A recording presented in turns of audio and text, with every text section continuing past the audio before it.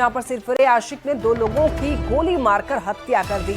घटना से पूरे इलाके में सनसनी फैल गई। पिता और बेटी को गोली मारने के बाद आशिक ने खुद को गोली मारकर अपनी जीवन लीला को समाप्त कर दिया। घटना आरा रेलवे स्टेशन की प्लेटफॉर्म नंबर 3 के फुटओवर ब्रिज की बताई जा रही है। बताया जा रहा है कि उद्वंत नगर थाना क्षेत्र के भिलाई गांव के रहने वाले अनिल कुमार अपनी पुत्री आयुषी कुमारी और जिया को ट्रेन पकड़ाने के लिए रेलवे स्टेशन पर जा रहे थे। तभी अचानक भोजपुर जिले के उद्वंत नगर थाना क्षेत्र के रहने वाला अमन कुमार वहां पहुंचा और पिता पुत्री पर ताबड़तोड़ गोलियां बरसा दी, जिसमें घटनास्थल पर ही उनकी दर्दनाक मौत हो गई।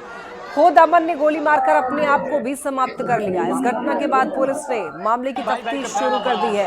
ये मामला प्रेम प्रसंग का बताया जा रहा है। ज्यादा जानकारी दे रहे हैं संवाददाता चंदन कुमार। रेलवे स्टेशन के प्लेटफॉर्म नंबर 3 पर एक बड़ी घटना घटी है। देखिए, इस वक्त हम उसी घटनास्थल पर मौजूद है जहां की 3 लोगों की गोली मारकर हत्या कर दी गई है। पहले पिता और पुत्री को गोली मारी गई, उसके बाद उक्त युवक ने खुद को गोली मार लिया। और इस घटना में देखिए तीनों की मौत हो गई है। घटना को लेकर के अफरा तफरी का माहौल कायम है।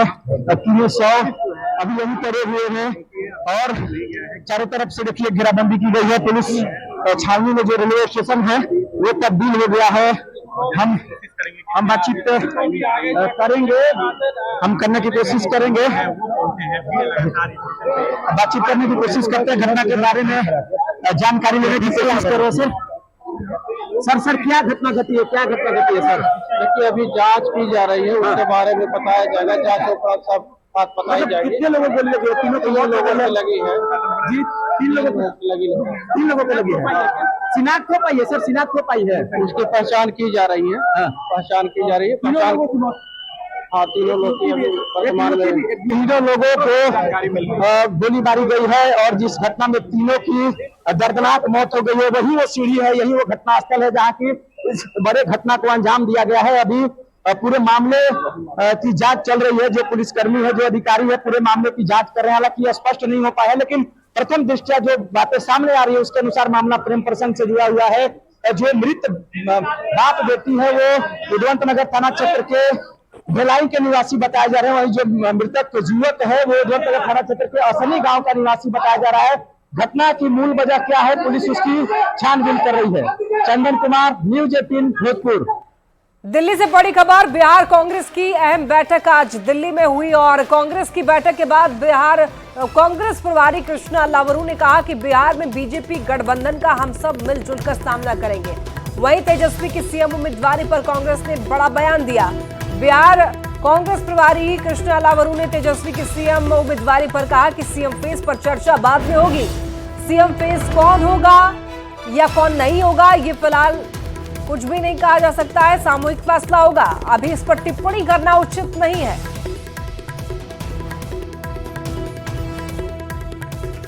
कृष्णा लावरू का यह बयान सीएम फेस को लेकर अभी फिलहाल उन्होंने कुछ भी नहीं कहा है सामूहिक फैसला लिया जाएगा। सीएम उम्मीदवार होंगे क्योंकि आरजेडी क्लियर कर चुकी है कि तेजस्वी हमारे सीएम उम्मीदवार है, तो क्या वो कांग्रेस के भी सीएम उम्मीदवार है बिहार में? पर सरकार इंडिया गठबंधन जब बैठेगी, सीट्स के बारे में चर्चा करेगी, मुख्यमंत्री कौन होगा कौन नहीं होगा घोषित करना है नहीं करना है, ये सामूहिक फैसला होगा। उस पर अभी कोई टिप्पणी देना उचित नहीं रहेगा। बिहार में सीएम फेस पर कृष्णा लावरू के बयान के बाद सियासत गर्मा गई है। जेडीयू और बीजेपी ने महागठबंधन पर तंज कसा है तो आरजेडी और कांग्रेस ने कहा इंडिया अलायंस एकजुट है। मूस मुड़हिए तो लोढ़ा होइए, एक कहावत है बिहार में। वही कहावत को चरितार्थ कर रहे हैं कांग्रेस पार्टी के बिहार प्रभारी कृष्णा लावरू। जिस प्रकार से कांग्रेस पार्टी राष्ट्रीय जनता दल के इफ्तार पार्टी में नहीं शामिल हुआ और आज बचाव में इस प्रकार की बातें कर रहे हैं। बिना लालू की शरणों में नतमस्तक हुए कांग्रेस सांस नहीं ले पाएगी। बिहार में अलग होकर चुनाव लड़ने की बात वो कैसे सोच सकते थे?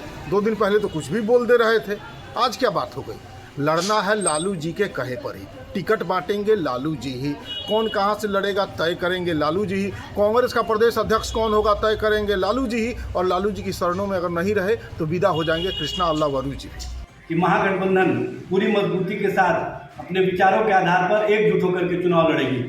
और आज जो कांग्रेस के प्रभारी कृष्णा वल्लू जी ने कहा है कि महागठबंधन पूरी मजबूती और एकजुटता के साथ चुनाव लड़ेगी, ये स्वागत योग्य बातें हैं। गठबंधन को लेकर जो लगातार विरोधी दलों के द्वारा बार बार एक जुमला उछाला जा रहा था, उस जुमले का आज अंत हो गया। बिहार प्रदेश के प्रभारी कृष्णा अल्लावरू जी का बयान साफ शब्दों में बताने के लिए काफ़ी है कि गठबंधन बना रहेगा और आने वाले समय में एनडीए का बिहार से सफाया किया जाएगा। पूर्णिया सांसद पप्पू यादव ने महागठबंधन को लेकर बड़ा बयान दिया है। पप्पू यादव ने कहा कि बिहार में एनडीए को हराने के लिए गठबंधन के साथ बिना नेतृत्व के लड़े। गठबंधन का चेहरा चुनाव के बाद तय हो। पप्पू यादव ने कहा कि आरजेडी में बाहरी लोगों का कब्जा है, बाहरी लोग सभी निर्णय ले रहे हैं। लालू प्रसाद के लोगों को सम्मान नहीं मिल पा रहा है।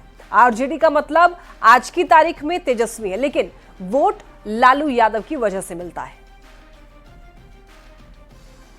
वर्तमान में राजद में अब लालू यादव जी का सच्चाई मैं आपको बता दूं, कुछ भी नहीं चलता। बिहार का जो मुद्दा है, वर्तमान में राजद में अब लालू यादव जी का सच्चाई मैं आपको बता दूं, कुछ भी नहीं चलता। और मुझे लगता है जितना मैं राजद को समझ पाया हूँ, तेजस्वी यादव जी भी अपने से कोई निर्णय नहीं लेते। तेजस्वी जी निर्णय लेते तो जगता बाबू 2.5-3 महीना से कहाँ गायब है? तो कौन निर्णय लेता है? शिवानंद तिवारी कहाँ गए? कौन निर्णय लेता है पप्पू? मुझे लगता है कि जिसको पैसे की बहुत भूख है, जिन्हें बिहार की सामाजिक राजनीतिक वर्ग समूह का कोई ज्ञान ही नहीं है, अता पता नहीं है, जो बिल्कुल स्टूल कब्जा कर लिया है पूरा। आज के डेट में राजद का मतलब सिर्फ तेजस्वी जी। क्योंकि आपको बिहार के हर सीट की समझ है, इसलिए पूछ रहा हूं। और आप कांग्रेस के समर्थक भी। और मैं इतना जानता हूं, अकेले लड़ेगी तो मजबूत गिलहरी का काम, पानी ऊपर लाने का काम, मजबूती के साथ लड़ेंगे। और गठबंधन के साथ मिलकर लड़े बिना किसी नेतृत्व के, तो मुझे लगता है कि एनडीए खत्म होगी। पूर्णिया सांसद पप्पू यादव के बयान पर अब सियासत गरमाई हुई है। बीजेपी और जेडीयू ने कहा कि पप्पू के बयान से ये साबित हो गया है कि महागठबंधन में कितनी खटपट है, तो कांग्रेस और आरजेडी बैकफुट पर है। और इसी मजबूती की ओर बिहार के प्रभारी श्री कृष्णा अल्लावरू जी और बिहार नेतृत्व और बिहार का अध्यक्ष कर रहे हैं। उनके संरक्षण में बिहार के तमाम कार्यकर्ता मजबूती से ब्लॉक से लेकर प्रदेश तक काम कर रहे हैं और काम करके धरातल पे मजबूत करके राष्ट्रीय नेतृत्व के अपेक्षाओं पे खड़ा कैसे कांग्रेस पार्टी उतरे। देखिए, कौन क्या बोलता है नहीं बोलता है, सबको बोलने की आज़ादी है। ये सबको पता है कि बिहार की जनता है तैयार, बनाएगी तेजस्वी सरकार, जो करेंगे नौकरी रोजगार की भरमार। तो बिहार की जनता को कोई ज्ञान और किसी के सलाह की जरूरत नहीं है। राष्ट्रीय जनता दल दोनों ही अंतर्द्वंद की स्थिति में है। आपसी लड़ाई और आपसी वैमनस्यता, और कौन सिकंदर होगा कौन जोकर होगा, इसी को तय करने में ये लोग लगे हुए। माननीय सांसद महोदय ने ठीक ही कहा है। राष्ट्रीय जनता दल के राष्ट्रीय अध्यक्ष आदरणीय लालू प्रसाद जी हैं, लेकिन पार्टी के कोई भी कार्यक्रम में लालू जी नहीं दिखते हैं। राष्ट्रीय जनता दल का कब्जा हरियाणा के व्यक्ति ने कर लिया है, ये बात बिल्कुल सही है। लेकिन जहां तक बिहार में कांग्रेस के चुनाव लड़ने का है, कांग्रेस राजनीतिक रूप से बिहार में दिव्यांग है। वो राष्ट्रीय जनता दल के साथ लड़े या अकेले लड़े, बिहार की जनता इन दोनों के साथ अब नहीं जाने वाली है। 4 दिन पहले एशिया हॉस्पिटल की डॉक्टर सुरभि राज के मर्डर का खुलासा हो गया है। देखिए, पुलिस ने पति समेत 5 आरोपियों को गिरफ्तार किया है। हाई प्रोफाइल मर्डर का गर्लफ्रेंड कनेक्शन सामने आया है। देखिए रिपोर्ट। सुरभि राज के मर्डर पर सस्पेंस खत्म। पति और देवर ने रची हत्या की साजिश।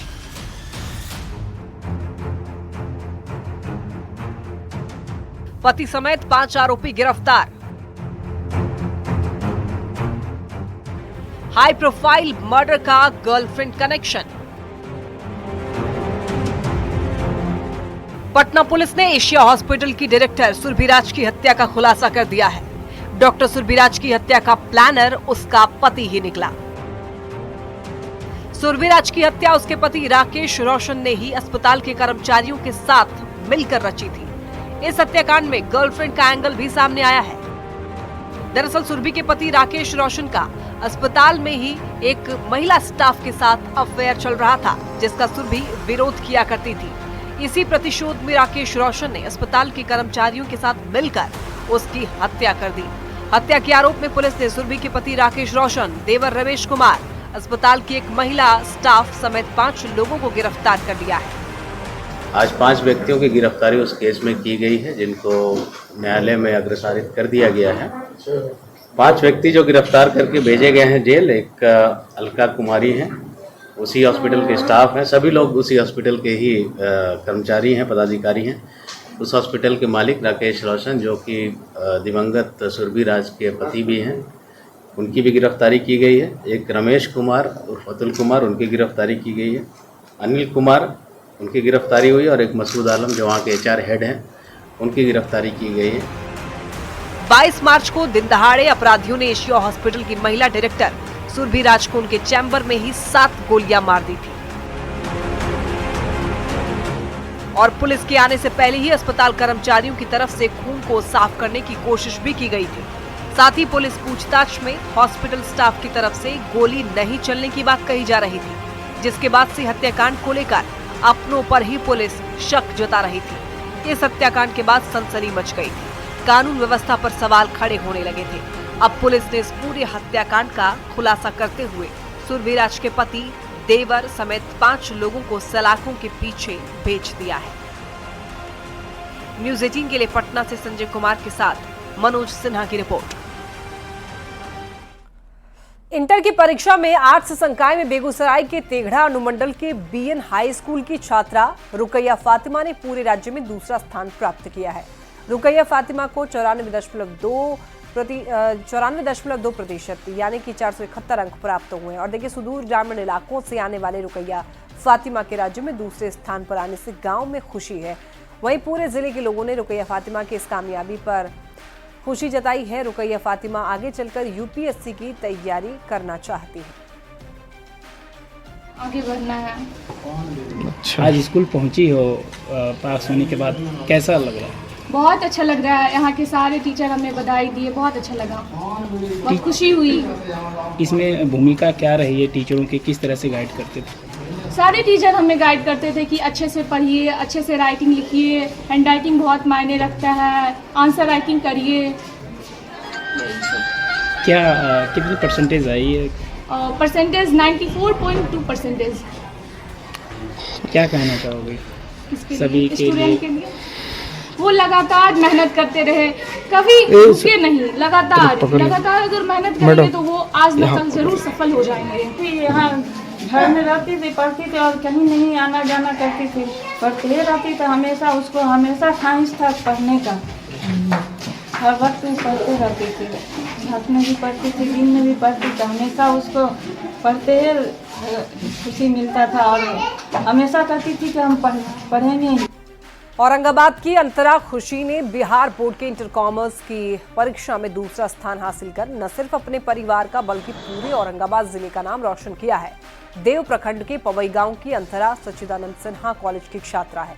अंतरा के पिता मनोज कुमार मिश्रा आयुर्वेदिक दवा की एक दुकान चलाते हैं। अंतरा की सफलता पर पूरे परिवार में खुशी का माहौल है। अंतरा भी आगे चलकर UPSC की परीक्षा पास करना चाहती है।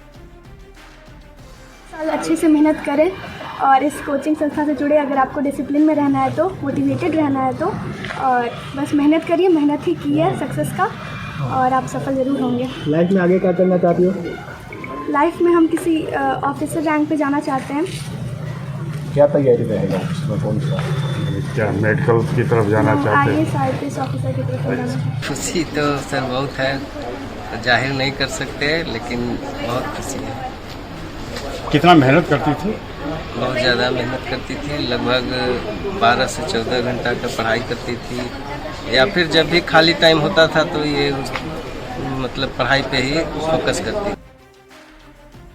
बिहार इंटरमीडिएट परीक्षा में बेटियों ने परचम लहराया है। वैशाली की 2 बेटियों ने आर्ट्स और कॉमर्स में स्टेट टॉप करके जिले का नाम रोशन किया है। आर्ट्स टॉपर अंकिता चरकला प्रखंड के आबा बकरपुर गांव की रहने वाली अंकिता को 473 मार्क्स मिले हैं। वहीं अंकिता के पिता के गांव में ही बाइक सर्विसिंग की दुकान है। बेटी की सफलता में परिवार में अब जश्न का माहौल है। अंकिता आगे चलकर शिक्षिका बनना चाहती है।